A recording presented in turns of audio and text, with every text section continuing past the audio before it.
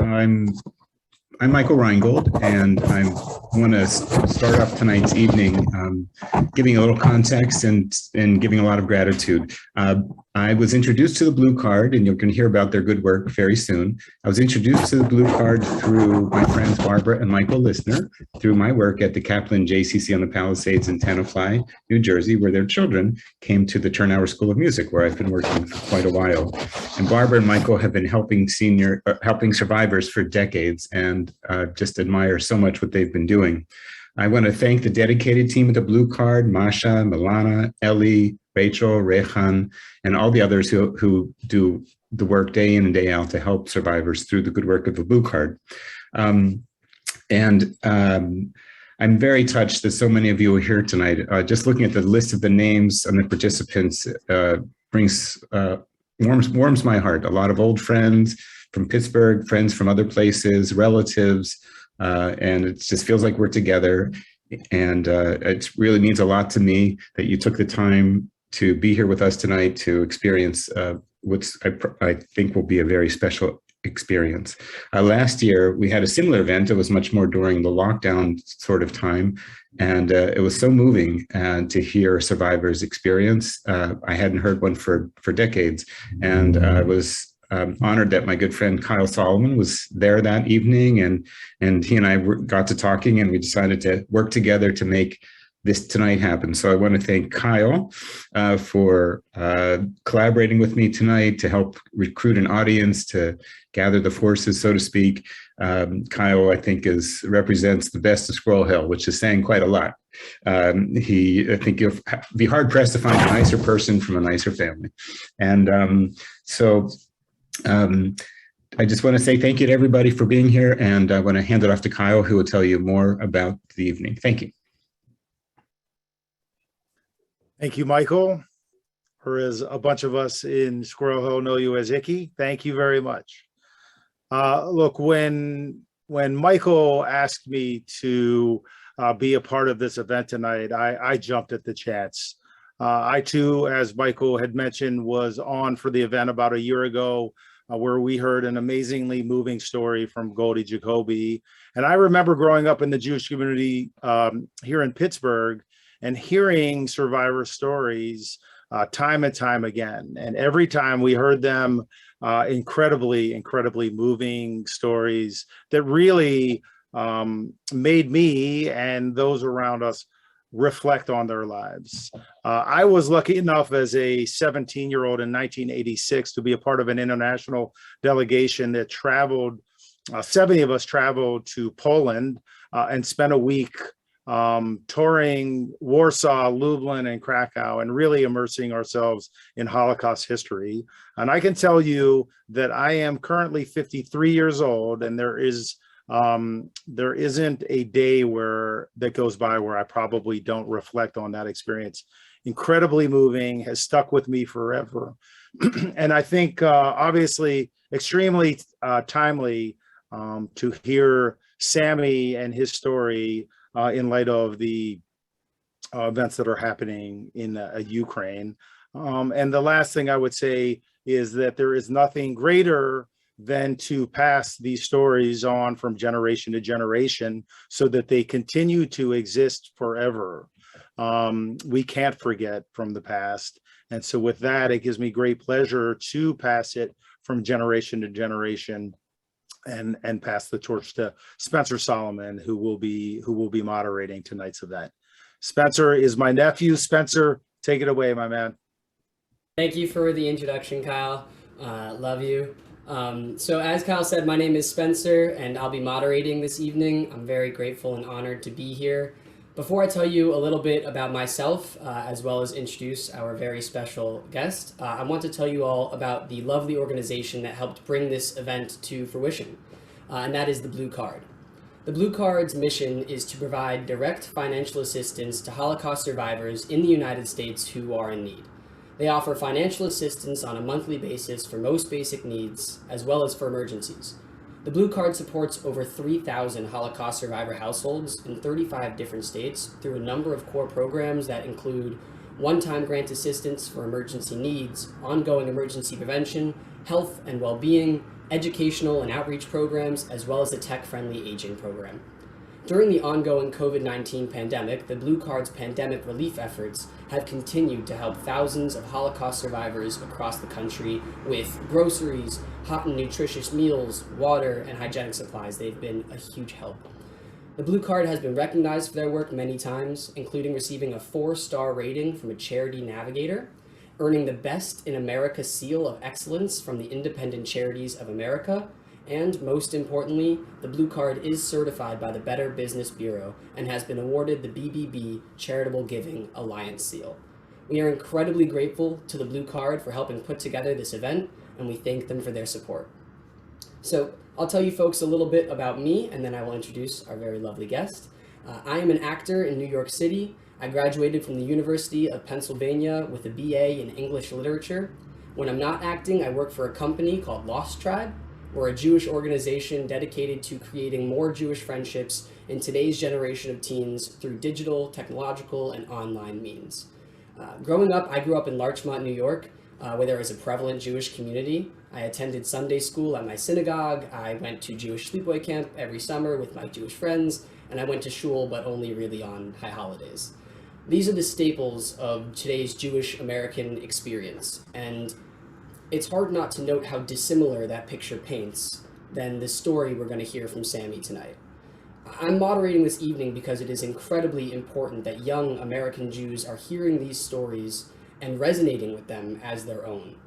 I know in the summer of 2018, I had a very special opportunity to bring 20 15-year-old boys away from their Jewish sleepaway camp to the Holocaust Museum in Washington, D.C. And that was a very special experience for me, taking them away from their bubble where they're surrounded and populated amongst Jewish people and acceptance to go somewhere where they learn that there have been times and spaces where that wasn't accepted, where they wouldn't have been accepted. And I got to watch it sink in and resonate with them that these are their people, that they are these people. And I think that's such an important bridge to gap in our Jewish youth today, especially in those lucky enough to grow up in communities where their Judaism is accepted. So that's why I'm here this evening. I'm honored to be moderating and listening to Sami tell his story. So with that, as you all know, this evening, Holocaust survivor Sami Steigmann is sharing his incredible story of faith, survival, and resilience. Sami has been many things. He's been a victim of the Holocaust. When he was liberated, he became a survivor. And now he's a motivational speaker. Sami's life story is remarkable, beginning when he was born on December 21st, 1939 in Czernowitz, which at the time was a part of the Austro-Hungarian Empire belonging to Romania. Later, it became a part of the former Soviet Union, and today it is in Ukraine. Since then, Sami has lived a life unlike many others, though through his hardship, he has found positivity and meaning. Sami is dedicated to reaching as many people as possible, promoting tolerance while making the world a better place. Through speaking at schools, organizations, media outlets, and more, he is passionate about his role of sharing a fresh perspective on hope, life, and faith. We are honored to have Sami here tonight, and we are excited to hear him share his story. So with that, Sami, if you'd like to take it away, we are on the edge of our seats. Good evening, everybody. I am very honored to be here tonight.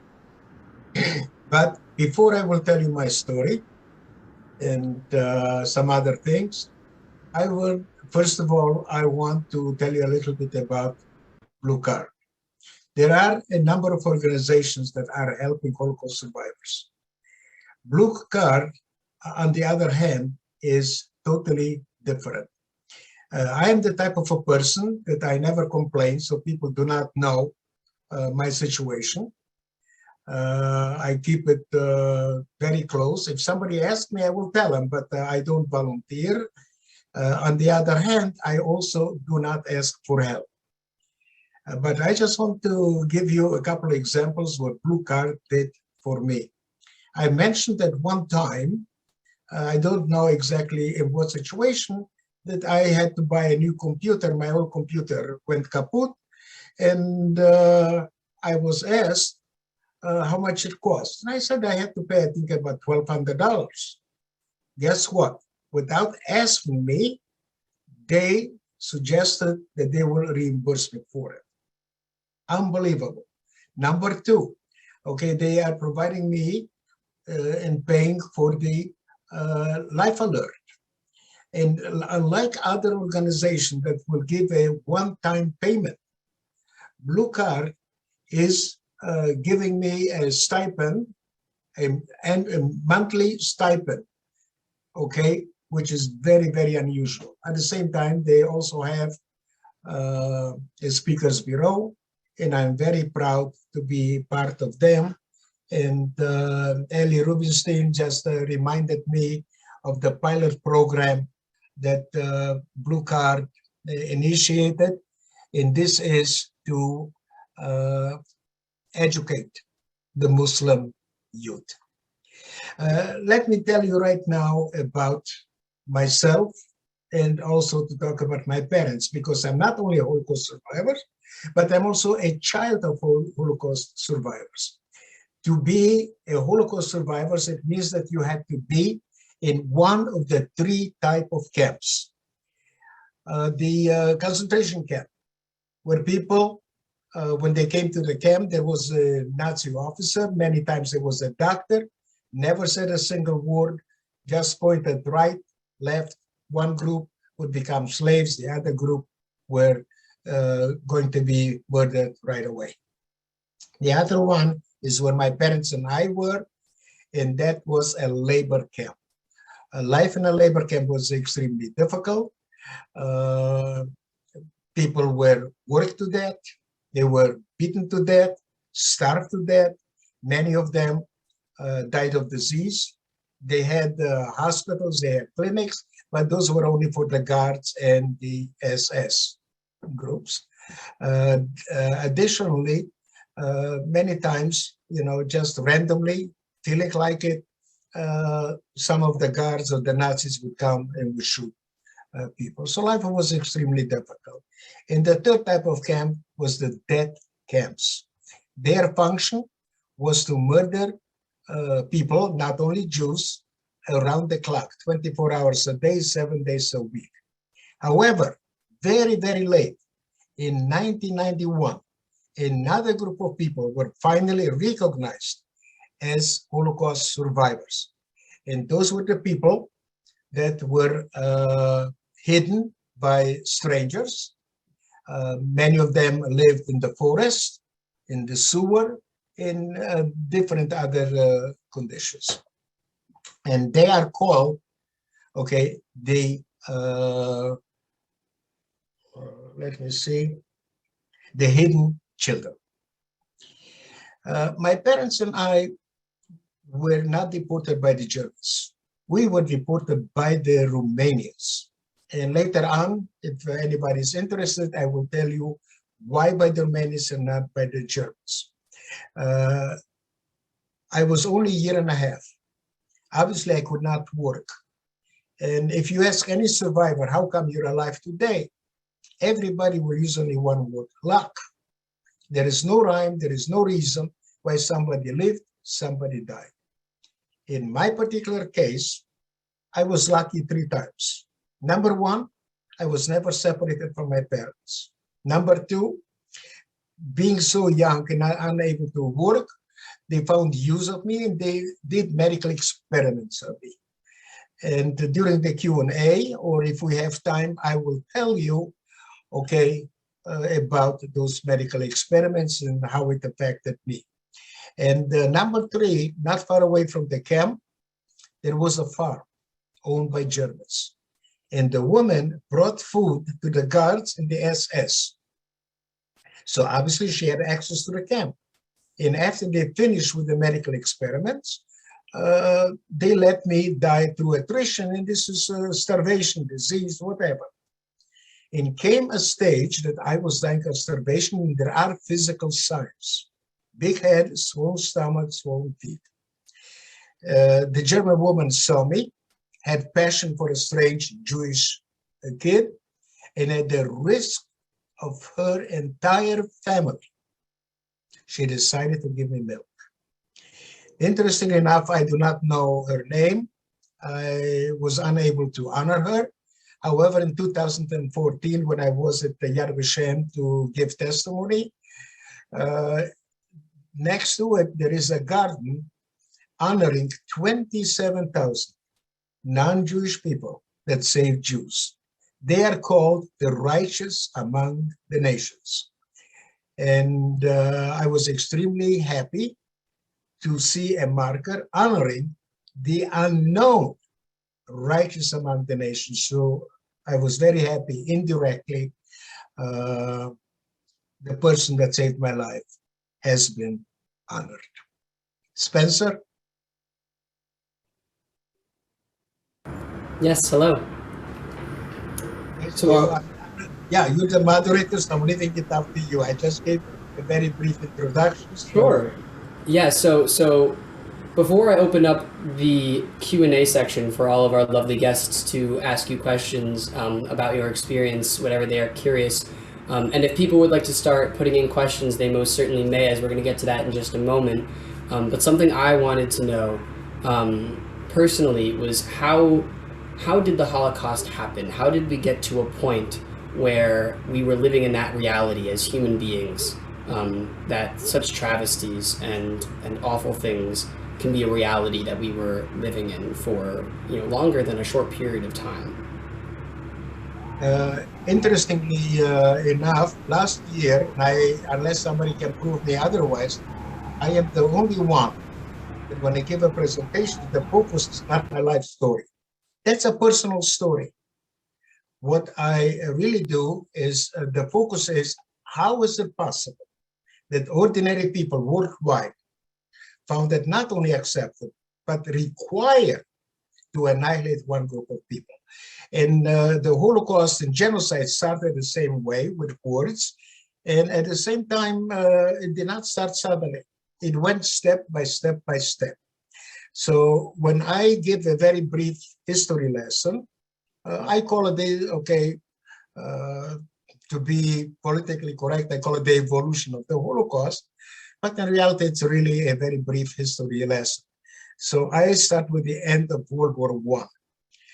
And, when things are very bad, people, different regimes, they have a tendency to blame somebody else. So Hitler, he said, German people, I know why you're suffering. Okay, the German army, the Wehrmacht did not lose the war. We were betrayed and stabbed in the back by the communists. They came first because they were feared, and by the Jews, and the Jews were hated. So it came to a point that because of the Treaty of Versailles, the Germans lost their national pride. Number one, the punishments were so severe. Okay, so number one, they had to return all the occupied land. Number two, they had to demilitarize. They could not have an army, especially a strong army. And number three, they had to pay reparations to all of the countries that they fought against. And that caused inflation. And I'm going to give you a fact that very few people know. In 1917, $1 American was worth 4 German marks. At the height of the inflation, 1923, $1 American was worth 1 trillion. You could not buy, you could have a wheelbarrow full of paper money. You could not even buy a newspaper. Nobody wanted it. They used it to wound themselves up in the winter. So you understand the conditions that allowed a person like Hitler to come to power. Interestingly enough, Hitler, when he came to power, he did not want to kill the Jews. His initial goal was to have a Germany free of Jewish people, Judenfrei. And but the Jews lived there for centuries. They were assimilated. They considered themselves Germans first, Jews second. Why would they want to leave? So to make it so difficult for them, okay, he came in 1935 with the Nuremberg laws.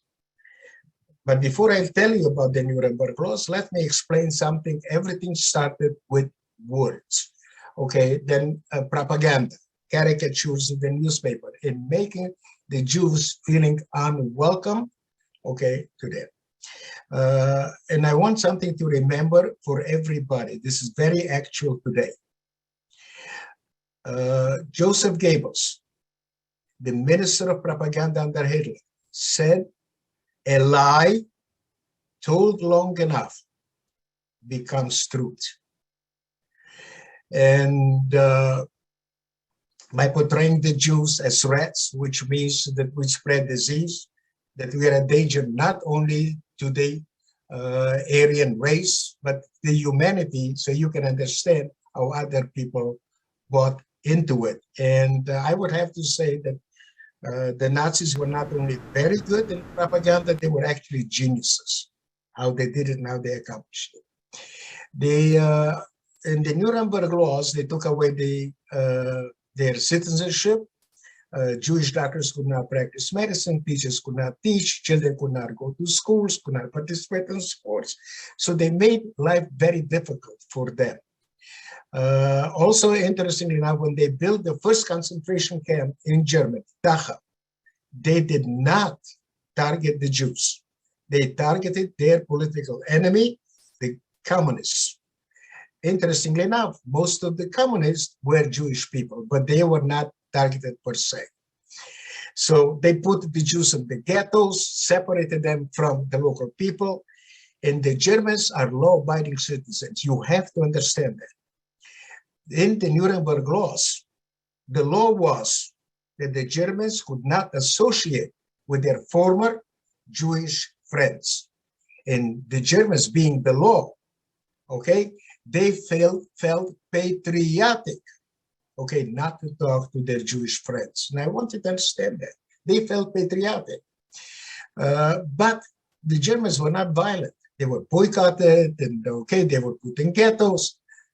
But the violence, and you can see how little by little, okay, you separate them, okay, you make life difficult for them, you make them feel unwanted, and the violence started only on November 9 and November 10 of 1938, which is, we are known as the Kristallnacht.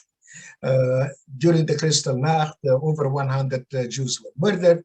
They destroyed about 7,500 synagogues and stores, and they put in prison 30,000. That was the first time that the Germans became violent again. So Sami, I'm seeing a lot of questions come in here, and a lot of them are saying that we'd love to hear more about what your experience was like while you were still in the concentration camp with your family, and maybe we'd love to hear a little bit more about some of the experiments that you mentioned. Sort of like, what was that process? What was each day? Did it have a routine? What were the prevalent things going on in your mind at that time, and what were you experiencing? Okay. Well, first of all, I was only a year and a half, so I have no memory of that period of time. For me, it's a blessing in disguise because I don't have to relive those horror stories every single day like the older generation. Additionally, until the Eichmann trial in Israel in 1961, the Holocaust survivors did not talk publicly, but at the same time, they did not talk to the children. They wanted the children to have a normal childhood. Until I started to speak in 1968, okay, not knowing anything else, I knew that I'm a Holocaust survivor, but besides that, I believe that my life was a normal one. Only when I started to speak did I realize that my childhood was not a normal, quote-unquote, childhood. The other interesting thing is that it's important to understand Adolf Eichmann, because I use Adolf Eichmann as an example. How is it possible that the Nazis, in a very short period of time, were able to murder 11 million people? And to understand that is, I want you to know that Adolf Eichmann in 1944, towards the end of the war, when everybody knew that Germany will lose the war, in only 2 months was able to deport to their deaths 437,000 Hungarian Jews. But I have to go back to the history because it's very important, and then I will tell within the context, I will definitely tell you my story and what happened to me. Okay, when they attacked, when the World War II started and they attacked Poland, Poland, unlike the, how shall I say, Europe, was not occupied. Poland was annexed. We became part of the Greater Germany. So in Germany, they did not want Jews. And in Poland, they found 3.3 million Jews. What do you do with them? Okay. The unofficial Holocaust, unofficial, started on June 22nd, 1941. And until 1942, that period of time is known as murder by bullets. The Wehrmacht attacked former Soviet Union. Behind them were special killing groups called Einsatzgruppen. And behind them were also the Romanian troops. And that's why we were deported by, and the Romanians annexed part of the Western Ukraine. And that was Bukovina, where I was born, Bessarabia, and Transnistria, where the actual camp was in that area. But that was the unofficial one. And in Ukraine, they murdered by bullets 1.5 million Jews. The official one started on January 20, 1942, in a city which today is part of Berlin-Wannsee. Okay, 15 high-ranking Nazi criminals, okay, got together to decide a final solution to the Jewish question. Eichmann was there, but he was not one of the policy makers. He was the one that implemented it, and I told you the story, okay, what he did right in 44. But this is what I want you to know. The 15 high-ranking Nazi criminals came out with a list of all of the European countries and 11 million Jews. And remember this, once they were going to accomplish to murder all of the European Jews, they wanted to open up a museum. And they were going to call it the Museum of the Extinct Jewish Race. And that is the official, okay, Holocaust that started. So now you understand why we were deported by the Romanians. And being so young, and I was subjected to medical experiments. Obviously, the doctors did not come to my parents and tell them, this is what we did to your son. They did not know.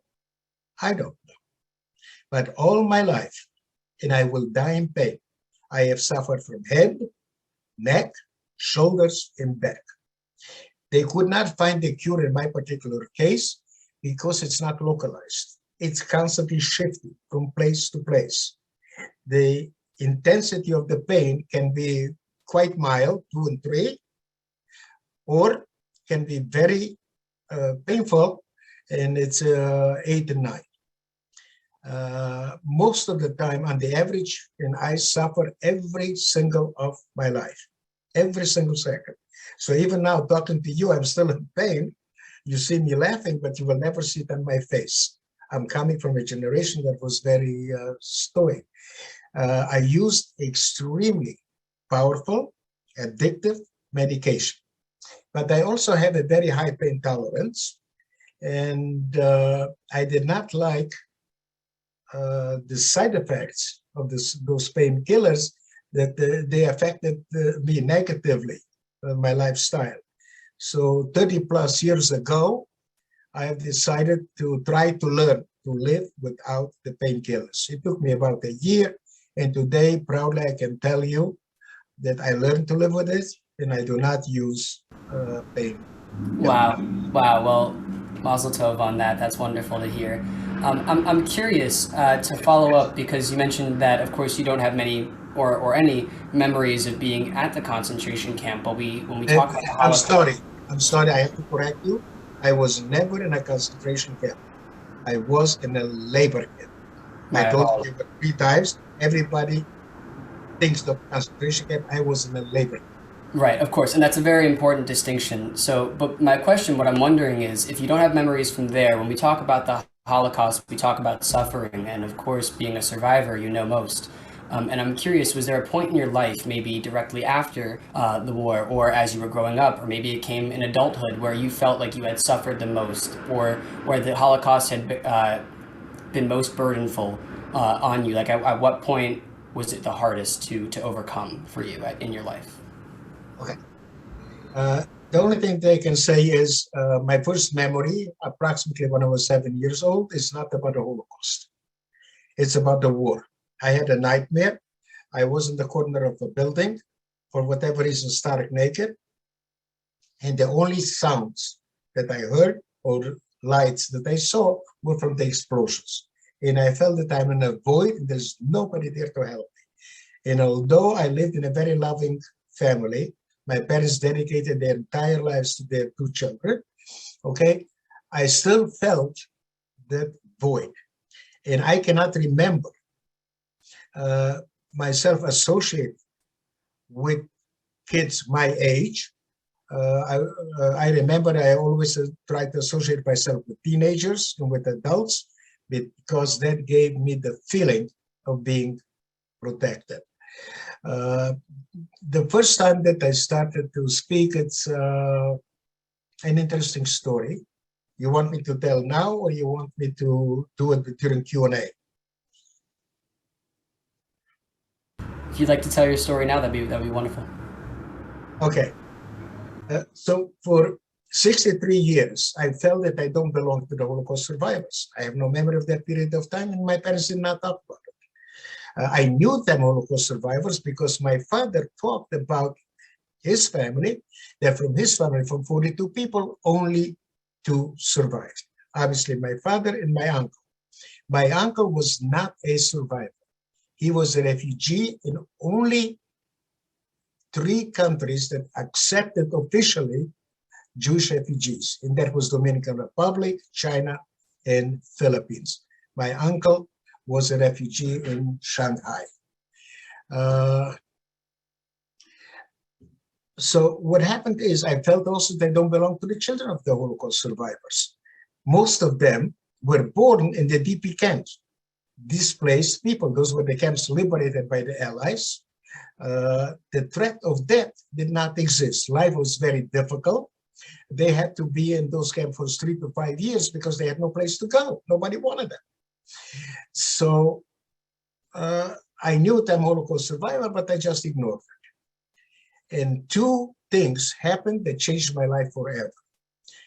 The Holocaust survivor in Washington, D.C. closed its doors to the general public for 2 days, for 16 years in a row. It opened it up only to the Holocaust survivors, their children, their liberators. I never went. Don't ask me why. Bashir, meant to be, in November 1st and November 2nd of 2003. I decided to go. There were over 8,000 people from all over the world. And at the table where I was sitting, I met a man born in the same city, been in the same camp, 1941, 1944. He was taken when I was 8 months old. I was taken when I was a year and a half. That is the difference between history and living history. And guess what? It was for the first time at age 63 that I felt I belonged to both generations. In 2007, I joined the second largest Holocaust museum in the country, the Museum of Jewish Heritage, a living memorial to the Holocaust. And in 2008, I got my first assignment to speak to 6th graders.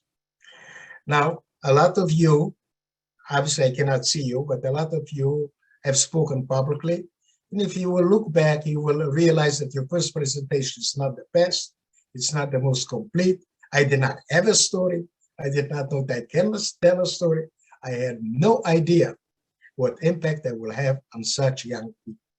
Again, Bashir, meant to be, they sent me thank you letters, each one better than the other. But one 6th grader changed my life forever. She wrote, P.S., your story was overwhelming, and I promise I'll pass your story to my children. When I saw the impact that I had because of her, I decided to dedicate the rest of my life to reach as many young people as I can, nationally and internationally. Okay. If you want, I can also tell about my parents. Obviously, they are survivors, so it's important. Yeah, that'd be lovely.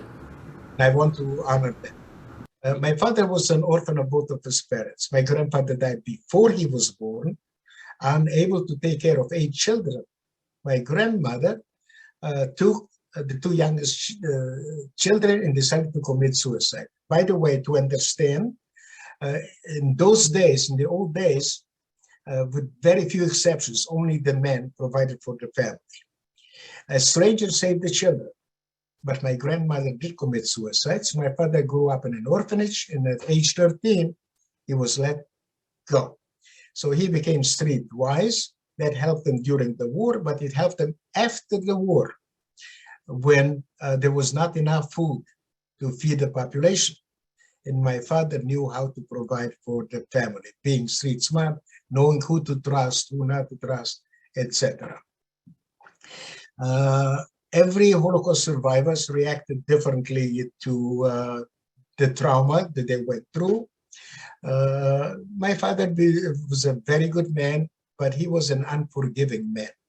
He would be your best friend, but okay, if you crossed him one time, he would not speak to you for the rest of his life. My mother, on the other hand, was an uneducated woman. My grandfather had a store, did not allow her to go to school. She had to stay home and help provide for the family. Additionally, she was abused by her stepmother. But boy, did she have a heart of gold. And I teach the young people, because parents put restrictions on kids. They may not like one of your parents, but love them. There will be nobody in your entire life that will love you more than your own parents. There are a few exceptions, we all know that. But they are willing to give their lives for you. So you may not like them, but love them. And whether you like it or not, you have both of their genes. And I took my confidence from my father.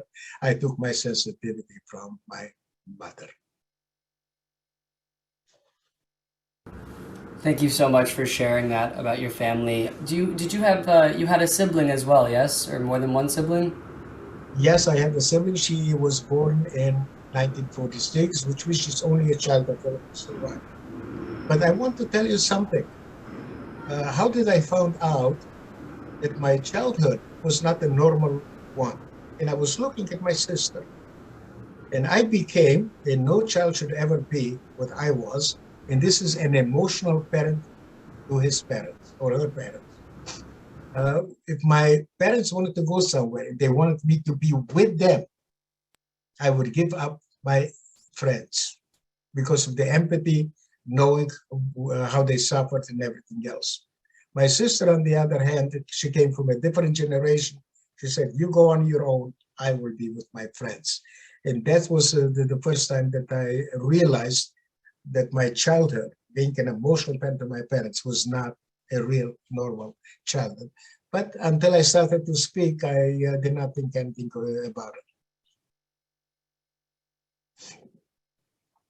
So we have a couple questions coming in from various people in our chats. Yes. Do you know, or have you been told stories maybe of how your parents survived while they were at the labor camp?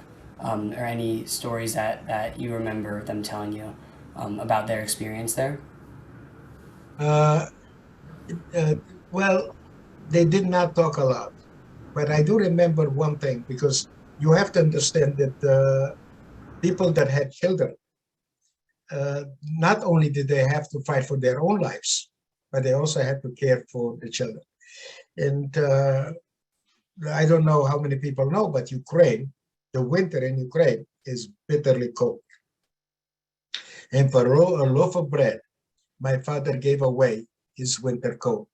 I don't know too much about their experiences, but it's an educated guess that most likely they worked at the farm, and at the same time, whatever the guards or the Nazis wanted them to do. Life was very, very different. And then after the war ended, and after liberation rather, Did you and your family come directly to the United States, or what were the next chapters after that in terms of moving Well, on? when the camp was liberated in 1944 for 2 years, okay, when they liberated the camps, they also took back, okay, the areas that was annexed by Romania. So it became, again, part of the former Soviet Union. So until 1946, we were there. My mother and I were born outside of Romania, in Bukovina. My father, on the other hand, was born in Romania proper, Vatradone. And in 1946, the Romanian government allowed a small group of Jews, approximately 3,000, to return. My father, being an anti-communist, he decided to choose the lesser of two evil. In 1946, my father opted to go back to Romania for whatever reason. He decided to settle in a small town in Transylvania. That's where I went to school. I grew up the Orthodox way. I was part of the Bnei Akiva, a Jewish organization, which is religious and Zionist. Okay, so I grew up as a Zionist. And in 1949, my father decided to go to Israel to apply for a visa. Finally, we got the visa only in 1961. As soon as he came to Israel, being so proud, I still remember the first sight that I saw, being a Holocaust survivor, and all of a sudden, I see a Jewish policeman. The pride that I felt, and I felt very proud, okay, and because I was a newcomer, I was not going to be called into the military. They were going to give me a period of time to adjust, but I decided to volunteer, and I served the Israeli Air Force 1962, 1968. And I came to the States by myself, without money, without the language.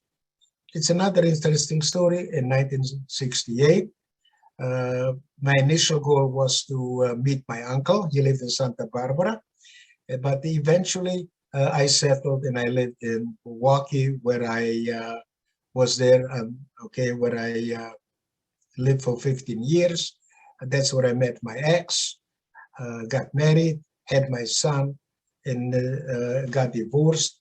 Went back to Israel for 5 years. In 1980, I came back, and today New York is my last home. Thank you for sharing that timeline and those experiences. It sounds like from listening to you that you really didn't know much about your childhood until the 60s, when you were a little bit older. And I'm wondering how you were exposed to that, who told you, what was the experience like learning about these memories that you don't remember? There was only one thing.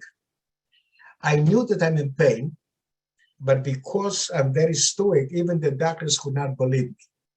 Okay, because the only way they could understand where my pain, especially with my back, I had at one time with my head, is there is no test. So you have to show it in your face. So even the doctors did not believe me. But something happened in 1971 when my parents came to visit me in Milwaukee. And one day when they came back from a little walk, they found me on the floor, unable to move. My father never knew that I'm in pain. He was so shocked that inadvertently, he never intended to tell me. He told me I was subjected to medical experiments. That did not help me with the pain, but it gave me the courage to ask for compensation. Now imagine yourself that the Germans did not want to pay if they could get away with it. And I had absolutely no proof. Number one, that my parents did not know what was done to me. I did not. Strike one. Number two, I was homeless. I had no documents. And by the time I applied in February 2002, everybody was gone, including my parents. I had no witnesses. So I just sent it for me to feel good and not expecting an answer. To my surprise, on January 26, 2004, not only did I get an answer, but I got paid. It was not based on what I wrote. It was based on their records.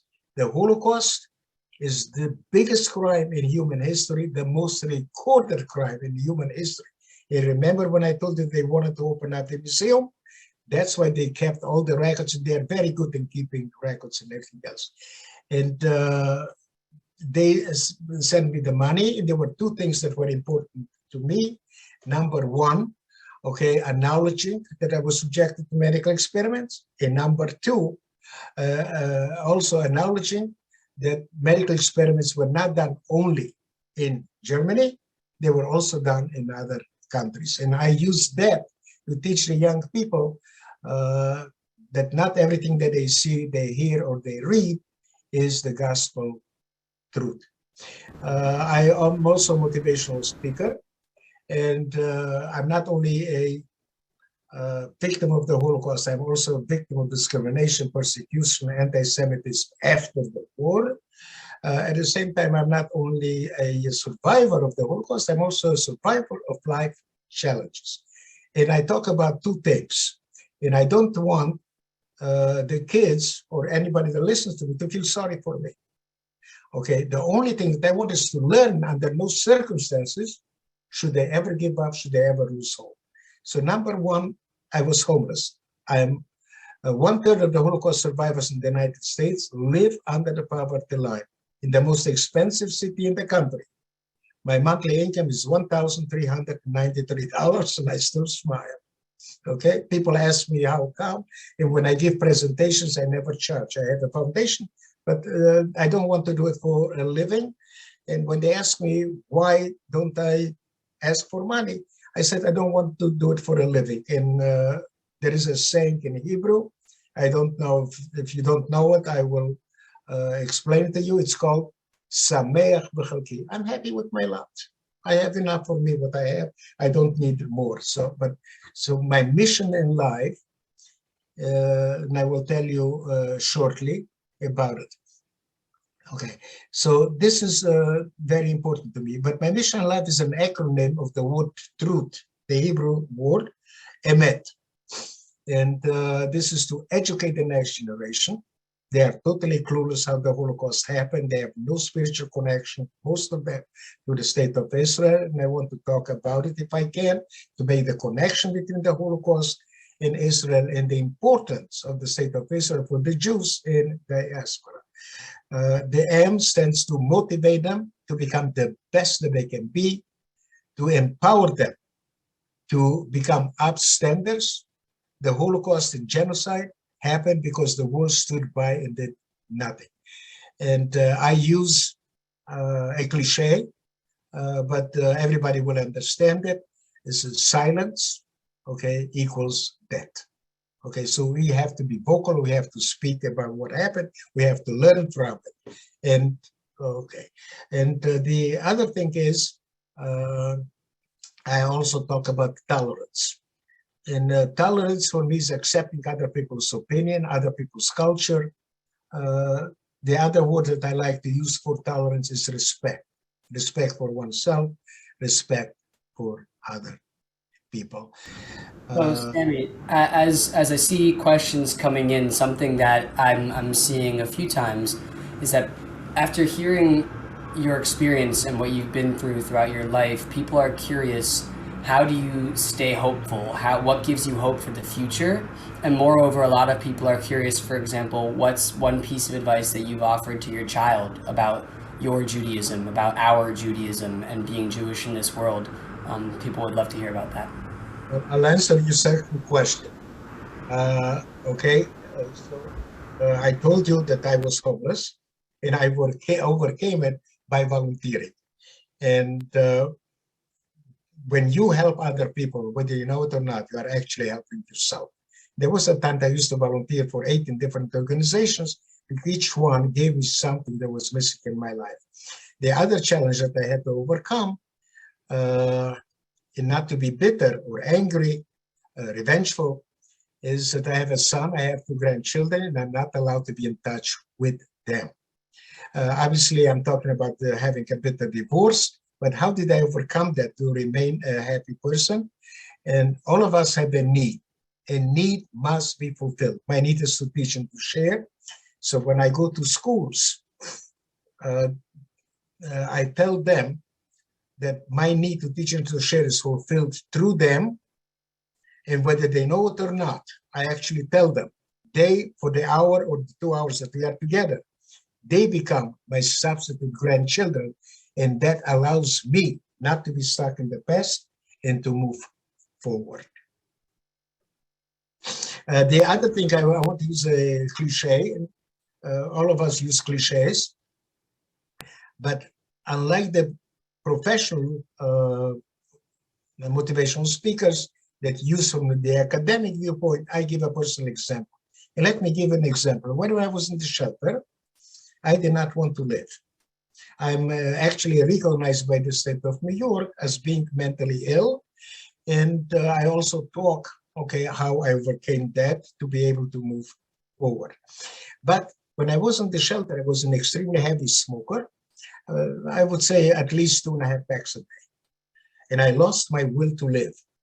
And I probably would have never quit smoking. But losing my will to live, I decided to test myself if I still have the willpower, to keep going.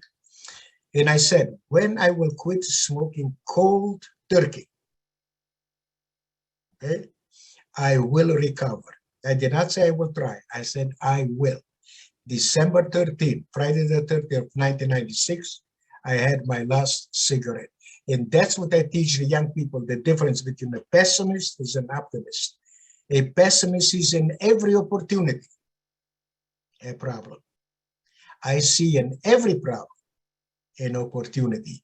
And I just gave you the example how I took, a serious, problem, and I looked at it and I saw the opportunity, and that was my road to recovery.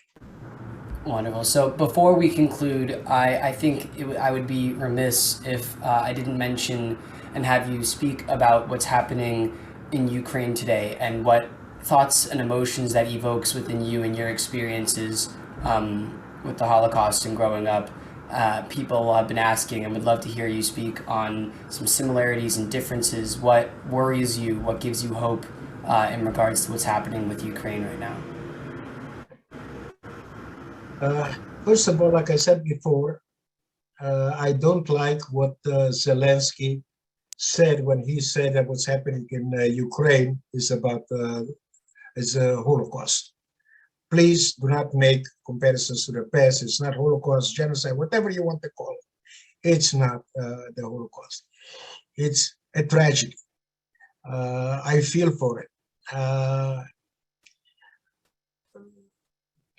The thing that really scares me about the war in Ukraine is that Putin